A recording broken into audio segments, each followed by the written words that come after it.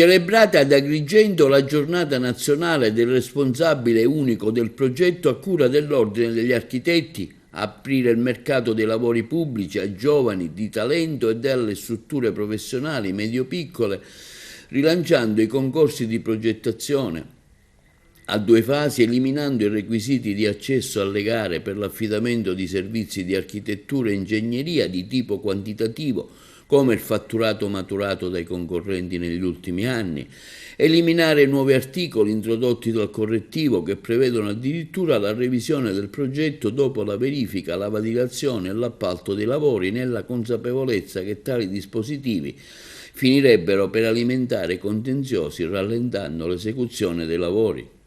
Sono queste le criticità del nuovo codice dei contratti, come modificato dal decreto correttivo, esposte dal presidente degli Ordini degli Architetti di Agrigento, Rino Lamendola, nel corso dell'incontro organizzato ieri da Asso Ruppe e svoltosi ad Agrigento presso l'aula consiliare del Comune in video collegamento col CNL, il presidente dell'ANAC Giuseppe Busia e i relatori di analoghi incontri tenuti per l'iniziativa di Asso Ruppe su tutte le regioni italiane.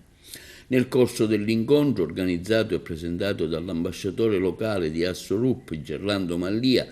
e coordinato dall'ambasciatore Asso Ruppe di Palermo, Gianni Rizzari, hanno relazionato per le professioni Rino Lamendola nella qualità di presidente dell'Ordine degli Architetti di Agrigento e di coordinatore del Dipartimento Lavori Pubblici della Consulta regionale degli Architetti, e per l'ANCI Agrigento l'imprenditore Nicola Costanza e Gaetano Laudani, ingegnere capo del Genio Civile di Catania. Formulo i miei complimenti ad Asso Ruppe, in particolare all'ambasciatore di Agrigento Gigi Mallia, ha affermato Rino Lamendola, per aver organizzato un incontro di straordinaria importanza che ci ha consentito di focalizzare le criticità del nuovo codice dei contratti, condividendone con gli addetti ai lavori le soluzioni per il loro superamento da suggerire al legislatore nazionale, tenendo in considerazione anche le riforme innovative già proficuamente lanciate dalla Regione siciliana con la legge 12 dello scorso 12 ottobre 23. L'Ordine degli Architetti, conclude Rino Lamendola, si rende disponibile a organizzare altri incontri di formazione e di aggiornamento professionale con Asso Ruppe,